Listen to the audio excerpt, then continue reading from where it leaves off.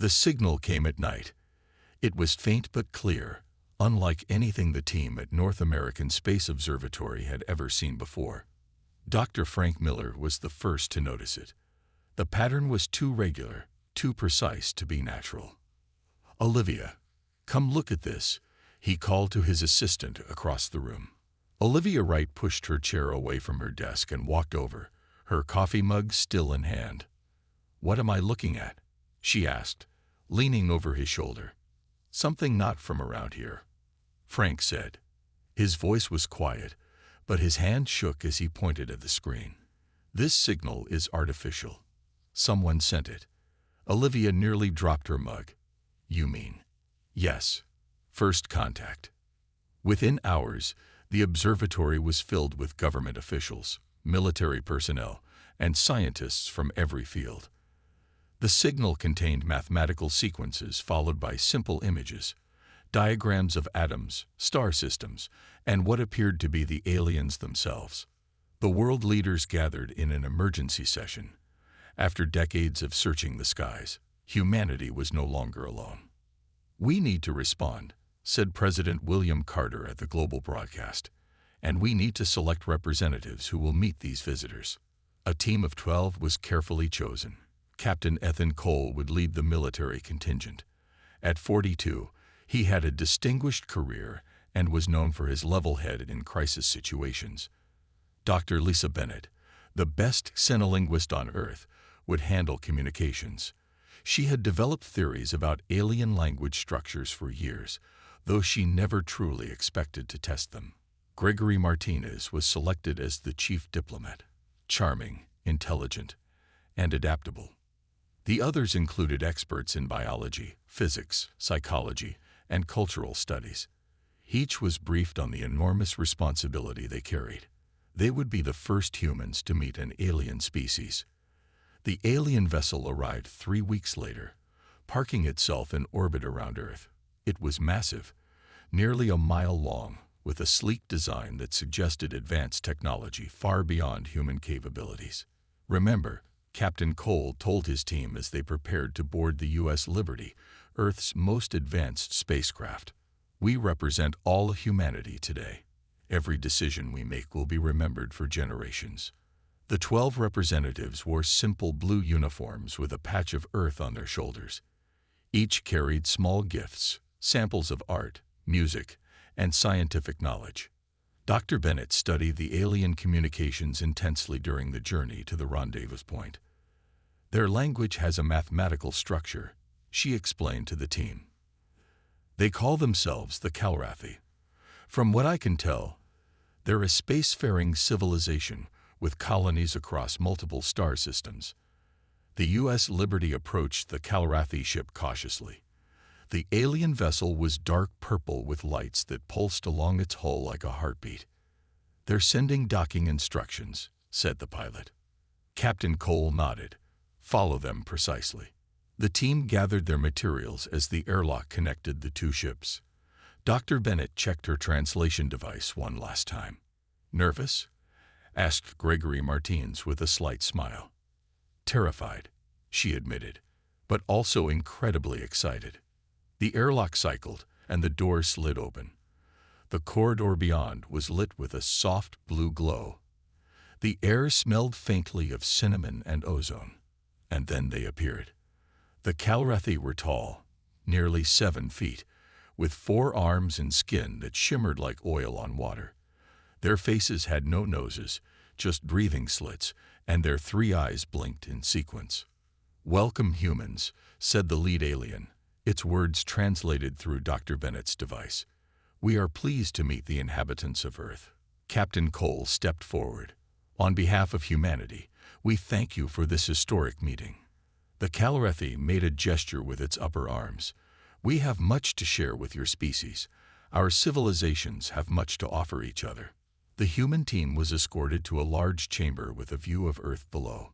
The meeting began with exchanges of information, basic scientific principles, cultural artifacts, and historical records. The Calrathi appeared friendly and curious. They offered small technological gifts, energy production methods slightly more advanced than Earth's current capabilities. But as Dr. Bennett translated more of their language, a small furrow appeared on her brow. Something wasn't quite right. Dr. Lisa Bennett could not shake the feeling that something was wrong. The Kalarathi were polite and seemed eager to share knowledge, but certain patterns in their speech troubled her. She noticed they never directly answered questions about their homeworld or how many other species they had encountered. After the third day of meetings, she pulled Captain Cole aside in their private quarters aboard the U.S. Liberty. "I think they're hiding something," she said quietly. She showed him her notes on her tablet. "See here." When Martinez asked about their government structure, they changed the subject. And here, when asked about weapons, they said they had moved beyond such concerns. But I've translated some of their crew conversations. They definitely have weapons. Ethan. Captain Cole frowned. Could be cultural differences. Maybe they consider certain topics private. Maybe, Lisa admitted. But my job is to spot communication patterns, and these don't add up. Back on Earth, people celebrated. News channels showed non-stop coverage of the first contact. Children made Kalarathi costumes for school plays. Companies rushed to create alien-themed products. Everyone wanted to know more about humanity's new friends from the stars. President Carter addressed the United Nations. "This is the dawn of a new era for mankind. The Kalarathi have already shared advances in energy production that our scientists say could solve our climate crisis within a decade." The Kalarathi ambassador, who called itself Zorn, stood beside the president. Its skin rippled with colors as it spoke through a translator device. "Earth is a beautiful world," Zorn said. "We see great potential in your species. We wish to accelerate your development." On the sixth day, something unexpected happened. The Kalarathi invited all 12 human representatives to board their main vessel for what they called a ceremony of alliance. Gregory Martinez was thrilled. "This is exactly what we wanted. Official diplomatic ties." Captain Cole was more cautious. "We should send just half the team. The rest can stay on the Liberty as a precaution." "That would be seen as a sign of distrust," Martinez argued. "We can't risk insulting them when relations are going so well." In the end, all 12 agreed to go. They dressed in their formal uniforms and prepared small gifts as a gesture of goodwill. Dr. Bennett worked late into the night, reviewing all her translations. She found Captain Cole in the ship's mess hall at 3 a.m., drinking coffee. "I can't sleep either," he said. She sat across from him. "I found something disturbing in their language database. There's a word they use when talking about us in private. The closest translation is resource-bearing life, or maybe useful animals." Cole's face darkened. "You're sure about this?" "I've checked it 3 times, she said. "And there's more. They have visited at least 7 other worlds before ours. But there's no mention of ongoing relations with these civilizations. It's like they appeared, made contact, and then nothing." "We should abort tomorrow's meeting," Cole said. "And tell everyone what?" "That I have a bad feeling based on word choice. We need more evidence." Lisa rubbed her tired eyes. "I'll keep digging tonight. Maybe I'll find something concrete we can take to Earth." The next morning, the 12 representatives prepared to board the Kalarathi vessel. Dr. Bennett had dark circles under her eyes, but she carried a small data drive in her pocket. She had spent the night copying all her research and suspicions. Just in case, she whispered to Cole as they lined up at the airlock. The Kalarathi welcomed them with new ceremonial robes, shimmering garments that changed color like their skin. The main chamber had been transformed with strange crystal decorations and floating lights. "Today we form a bond between our species," Zorn announced. "Please, follow us to the ceremonial chamber." As the doors closed behind them, Lisa noticed something odd. The guards now carried devices on their lower arms that hadn't been visible before. She tightened her grip on the data drive in her pocket. The ceremonial chamber was large and circular, with a raised platform in the center. The walls displayed images of Earth cities, forests, and oceans. "Beautiful, isn't it?" Zorn asked. "Your world is quite remarkable." Gregory Martinez stepped forward with a smile. "On behalf of humanity, we are honored." He never finished his sentence. The air in the ceremonial chamber suddenly felt cold. Gregory Martinez fell to the floor, a smoking hole in his chest where a beam of light had struck him. The other 11 humans froze in shock. "What is the meaning of this?" Captain Cole shouted, reaching for a weapon that wasn't there. Zorn's skin changed from shimmering blue to deep red.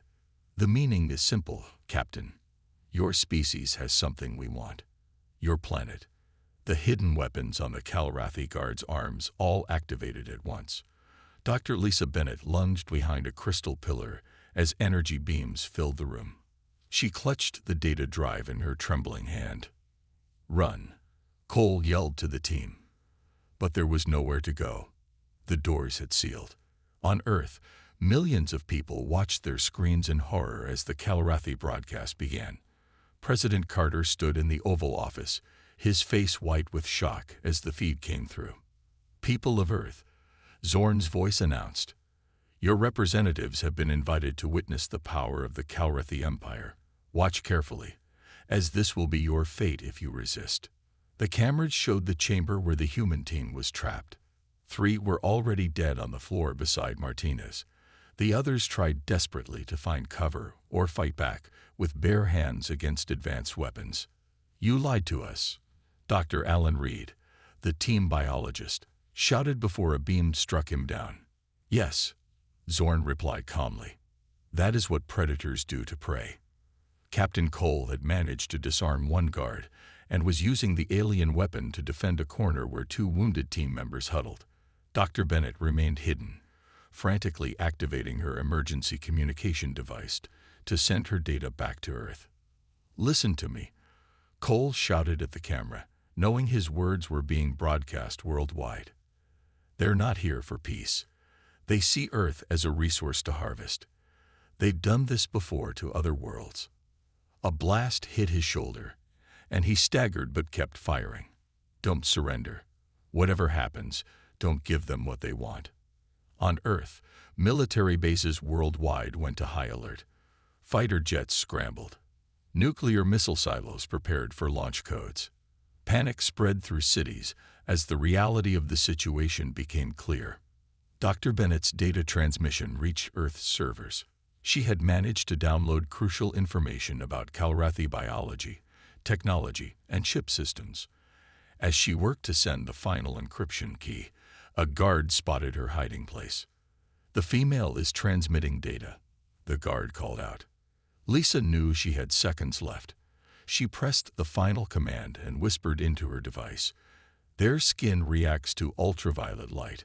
Their breathing filters can't process methane. Their ships use quantum communication that operates on."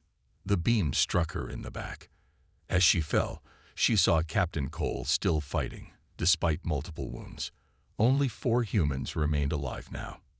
"You see," Zorn addressed Earth's population through the broadcast, "your best and brightest could not stand against even our ceremonial guards.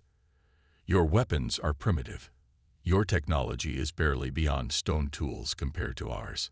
Captain Cole made a final desperate charge, taking down 2 more guards before 5 beams hit him at once. As he fell, he locked eyes with the camera and spoke his final words. "Earth will not fall. Humanity is stronger than you know." Within minutes, all 12 representatives were dead on the chamber floor. The cameras lingered on their bodies as Zorn stepped into the center of the room. "People of Earth, you have 7 days to surrender your world. Our main fleet approaches even now. If you resist, we will turn your cities to ash and harvest your oceans.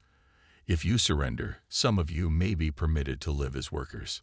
The broadcast cut off, leaving stunned silence across the globe. In the Oval Office, President Carter slammed his fist on his desk. "Get me the Joint Chiefs," he ordered, his voice shaking with rage and grief. "And find out what data Dr. Bennett sent us. We're not surrendering a damn thing." Across Earth, the initial shock began to transform into something else. The world changed in a single day. Old enemies became allies. Political fights were set aside. Religious leaders prayed together. For the first time in human history, there was one enemy that everyone could agree on: the Calrathi. President Carter met with world leaders in an emergency video conference. "We have 7 days before their main fleet arrives," he said. "We need to use every second." General Diana Russell was appointed to lead Earth's defense forces. At 52, she had seen combat in 3 wars and was known for creative strategy. "The Calrathi expect us to either surrender or fight in traditional ways," she told the assembled military leaders. "We will do neither. We will fight them in ways they can't imagine." Meanwhile, scientists worldwide began analyzing the data Dr. Lisa Bennett had sent in her final moments. 2 engineers in particular made rapid progress. Paul Jackson was a weapons designer who had once built solar energy systems. Sofia Garcia was a biologist who specialized in creating medicines from animal venoms. "Look at this," Paul said, pointing to his screen where Calrathi skin tissue was modeled. "Their cells react violently to ultraviolet radiation. It's why they wear those protective suits when exposed to sunlight." Sofia nodded. "And their breathing system can't filter certain gases that are harmless to us." Bennett's notes say methane causes them severe respiratory distress. In a basement office of the National Security Agency, a civilian contractor named Richard Simmons made another discovery. He had been analyzing the Calrathi communication patterns captured by Earth's satellites. "They use quantum entanglement for instant communication," he told his supervisor. "But there's a pattern to the frequency shifts. I think we could disrupt it." Across the planet, factories were converted to produce new weapons. Farmers prepared to feed soldiers. Children were moved to underground shelters. Everyone did their part. On the 3rd day, President Carter addressed the world from an undisclosed bunker. "The Calrathi believed that by killing 12 of us, they would break our spirit," he said, his voice firm. "Instead, they have united us. They believe we are weak because our technology is less advanced. But humanity has faced challenges throughout our history. When we lack strength, we use our minds. When we are outnumbered, we find new ways to fight." He paused, looking directly into the camera. "To the Calrathi watching this broadcast, you made a terrible mistake. You judged us by our technology, not by our spirit. You should have studied our history. Humans do not surrender when attacked. We do not cower. We fight back. And we are very, very good at it." By the 5th day, Earth's defenses were taking shape. UV radiation projectors were mounted on buildings and vehicles. Methane gas canisters were distributed to soldiers. Communication disruption devices were ready to deploy. General Russell stood in the command center, looking at the global defense map. Red dots showed the most likely places for alien landings. "They'll target major cities first," she said. "They want to cause maximum panic." An aide rushed in with news. "General, our deep space radar has detected movement. The Calrathi fleet has arrived early. They're positioning around the moon." Russell's face hardened. "They think they're being clever. Tell all commands. Operation Sunburn begins now." In orbit, the massive Calrathi ships moved into position. Their weapons systems powered up. On the lead ship, Zorn prepared to address Earth again. "Humans," Zorn's message began, broadcasting worldwide. "Your time to surrender has ended early. We have observed your primitive defensive preparations and find them amusing. Now you will witness true power." The largest Calrathi ship aimed its main weapon at New York City. Energy gathered at its tip, building to a devastating blast. But before it could fire, hundreds of small rockets launched from hidden platforms around the globe. They weren't aimed at the alien ships. Instead, they exploded in Earth's upper atmosphere, releasing a thick cloud of reflective particles. Suddenly, the full force of the sun's ultraviolet rays bounced back at the Calrathi fleet, amplified and focused. And for the first time, humans heard the sound of Calrathi screams. The Calrathi ships tried to retreat from the amplified ultraviolet rays, but the damage was already done. Their hulls, designed to withstand energy weapons and physical impacts, had no defense against this simple trick of light and reflection. "It's working," shouted an officer in the command center. On the large screens, they could see Calrathi crew members visible through their ship windows, writhing as their skin burned and blistered from the radiation. General Russell wasn't celebrating yet. "Deploy Phase 2, she ordered. Across the globe, large fans mounted on trucks and buildings activated, pushing enormous clouds of methane gas upward into the atmosphere. The gas was harmless to humans, but according to Dr. Bennett's data, would cause severe respiratory distress to the Calrathi. In orbit, many Calrathi ships were already retreating. Others managed to move away from the reflected ultraviolet rays. But now they faced a new problem as they descended toward Earth to begin their planned invasion. As soon as they entered the methane-rich layer of atmosphere, their crews began to choke and struggle for breath. "Their ships are faltering," reported a radar technician. 3 have crashed in the Pacific. 2 more are down in the Sahara. Richard Simmons' team activated their communication disruptors next. The devices sent targeted quantum signals that matched and canceled the Calrathi communication frequency. On the lead ship, Zorn struggled to maintain control as reports of disaster flooded in. "This is impossible," he hissed through his breathing mask. "They are primitives. How are they doing this?" When he tried to coordinate his fleet, he found the communication systems failing. Ships could not receive orders. Pilots could not communicate with their commanders. Meanwhile, on Earth, fighters armed with new weapons took to the skies. Their missiles no longer carried traditional explosives.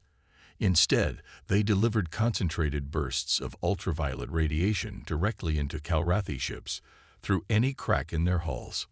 "Keep pushing," General Russell told her forces. "They're confused and disorganized. This is our chance." In labs around the world, scientists worked on the next generation of anti-Calrathi weapons. Sofia Garcia had developed a spray that reacted with Calrathi skin on contact, causing it to harden and crack. Paul Jackson created handheld UV projectors for ground troops to use in close combat.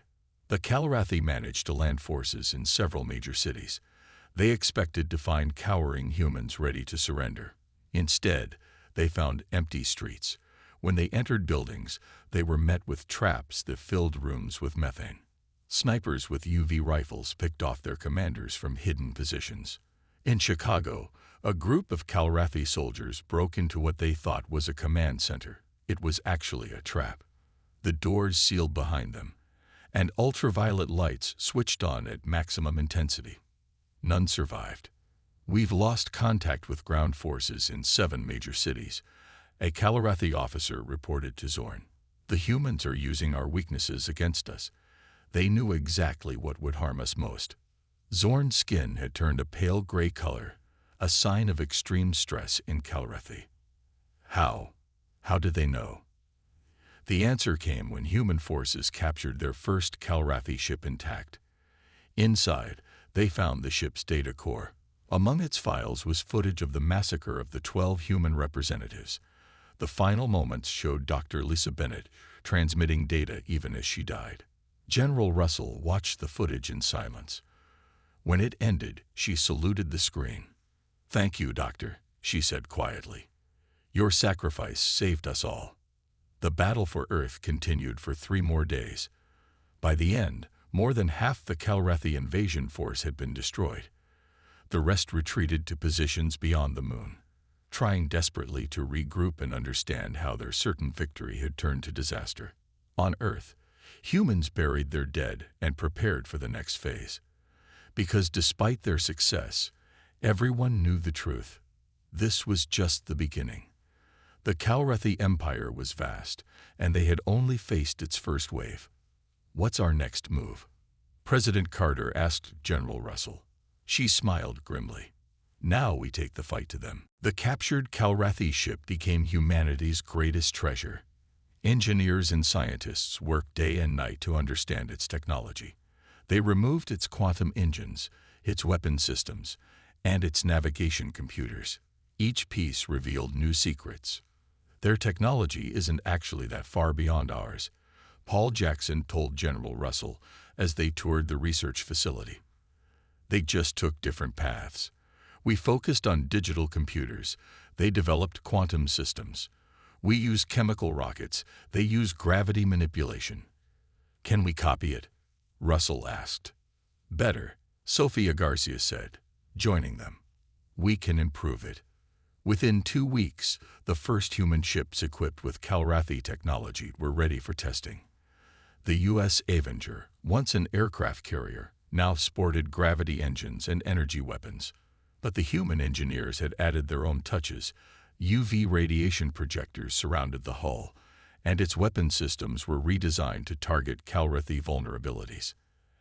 Admiral Christopher Hughes was selected to lead the space fleet. He had been a Navy commander before the invasion and adapted quickly to space warfare. The Calrathi are regrouping behind the moon, he told his officers aboard the Avenger. They don't know we can now track their communications. They're calling for reinforcements from their home system. How long until they arrive? Asked his second-in-command. 3 months. But we're not waiting for them to come to us. The plan was bold. While the Calrathi expected humans to fortify Earth, Admiral Hughes would take a fleet of 10 retrofitted ships to attack the alien forces directly. It would be humanity's first offensive operation beyond Earth orbit. Meanwhile, Dr. Nicole Ward had made a breakthrough in her laboratory.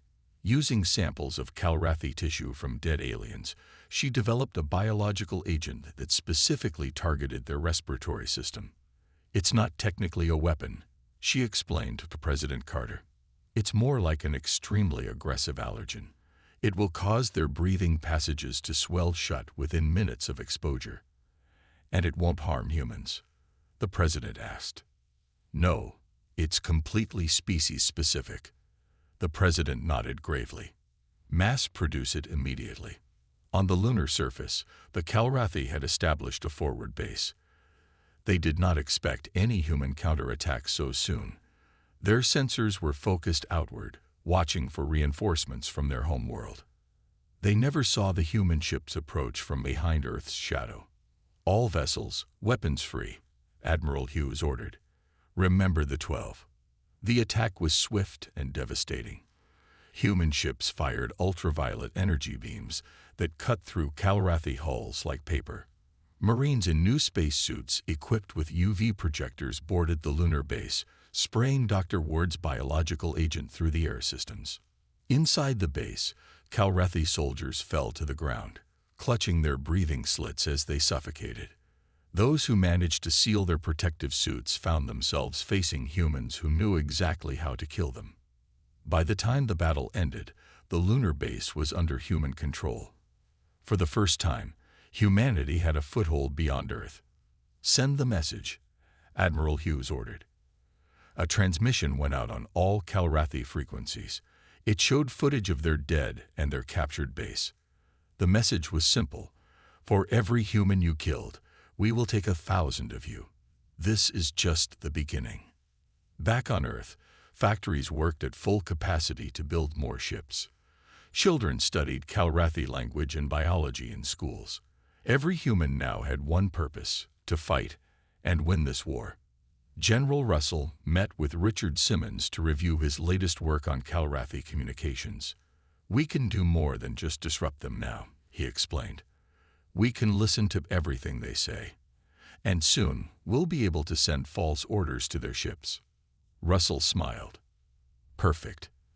They thought killing 12 of us would break our spirit. Instead, it awakened something they never expected. What's that? Simmons asked. The full measure of human vengeance. We're just getting started. In space, the remnants of the Calrathi invasion fleet retreated further, sending desperate messages to their homeworld. But they would find no safety. Human ships followed, growing more numerous and more deadly with each passing day. 3 months passed. Earth had changed in ways no one could have imagined before the Calrathi attack. Cities now had ultraviolet defense shields. Children practiced methane gas drills instead of fire drills. Every person on the planet knew the faces of the 12 humans who had been killed. Admiral Hughes' fleet had grown to 50 ships. Each one was better than the last as engineers constantly improved the alien technology. Humans learned quickly. What had taken the Calrathi centuries to develop, Earth's scientists redesigned in months. The reinforcements from the Calrathi homeworld will arrive tomorrow, Admiral Hughes told his officers. They gathered on the bridge of his flagship, now named the Vengeance. 300 ships, according to our intelligence. Against our 50, asked his second-in-command with concern. Hughes smiled. Numbers aren't everything. The Calrathi still don't understand what they're facing. They think we're just copying their technology. They don't realize we're making it better. On Earth, General Russell coordinated with the Space Fleet. The Calrathi expect us to be defensive, she told President Carter. They'll be prepared for our UV weapons and methane gas now. So we'll give them something new.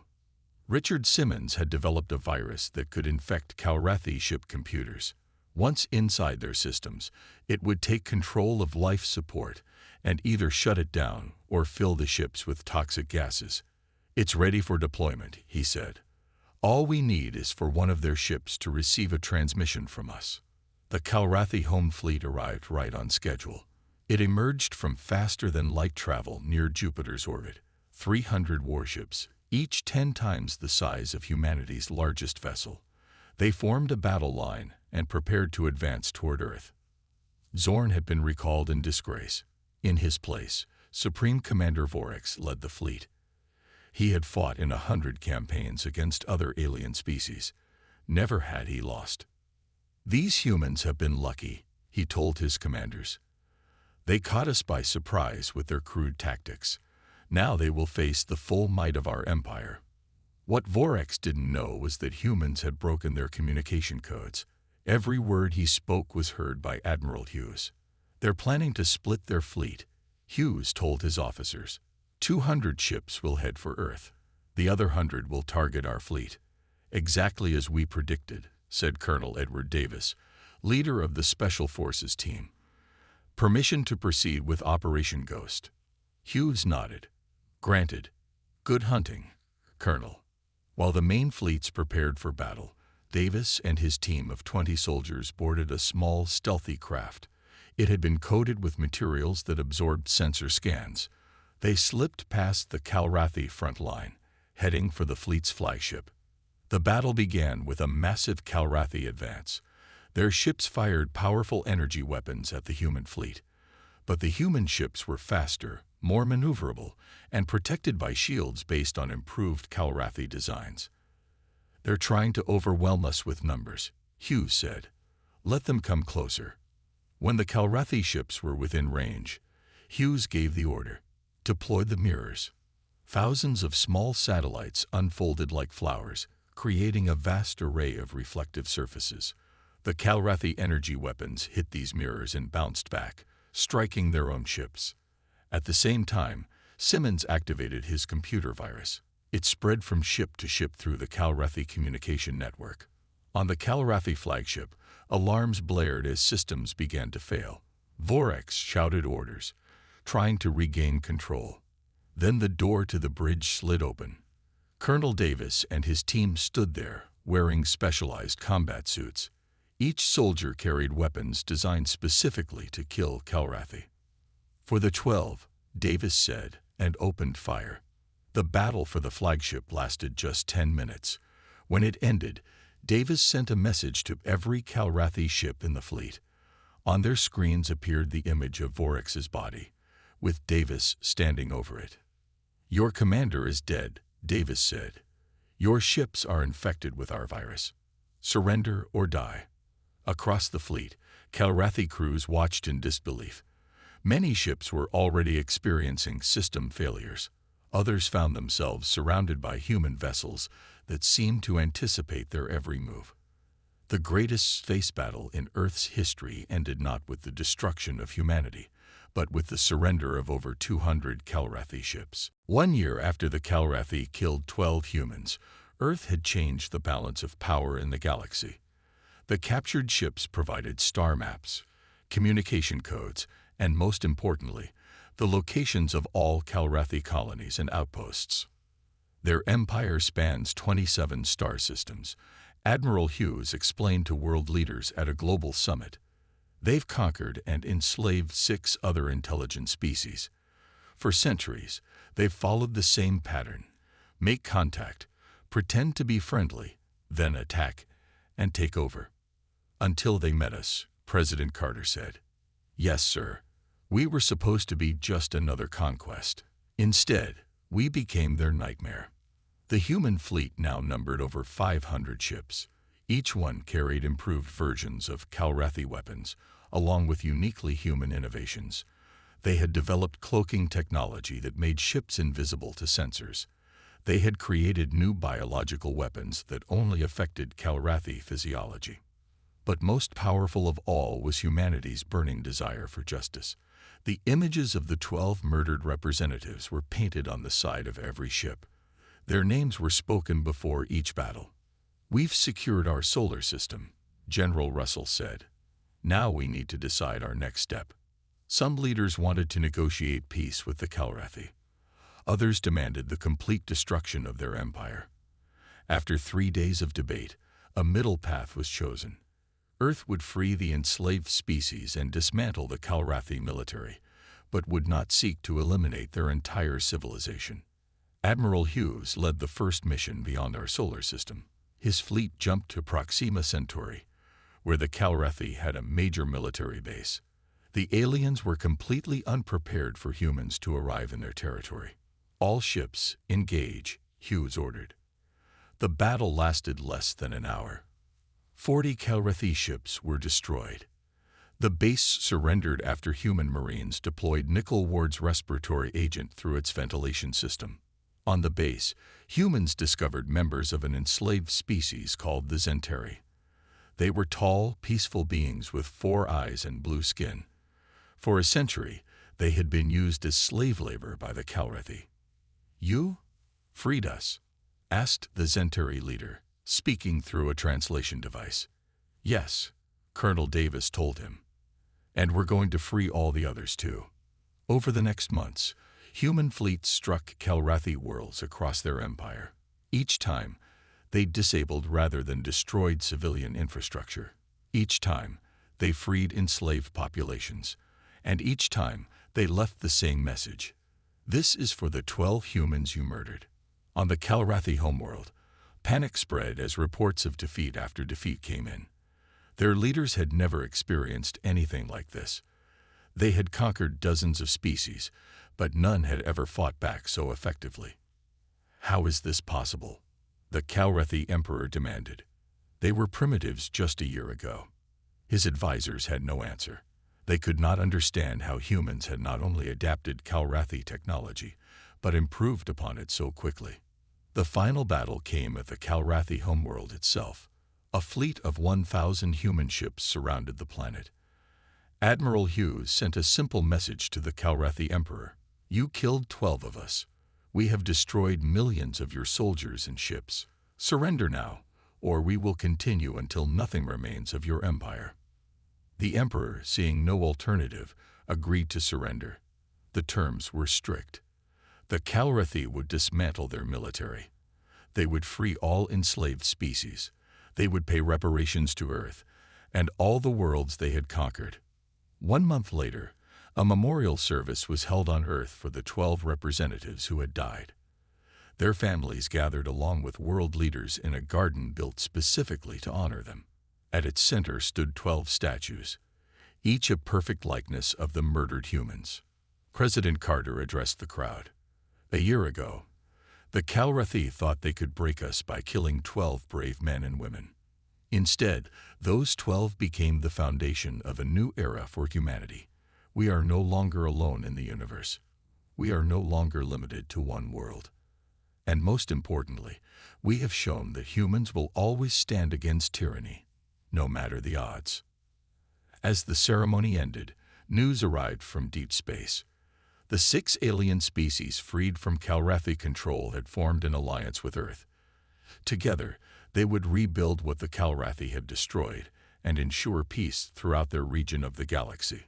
The 12 humans who died had changed the course of history for not just one species, but many.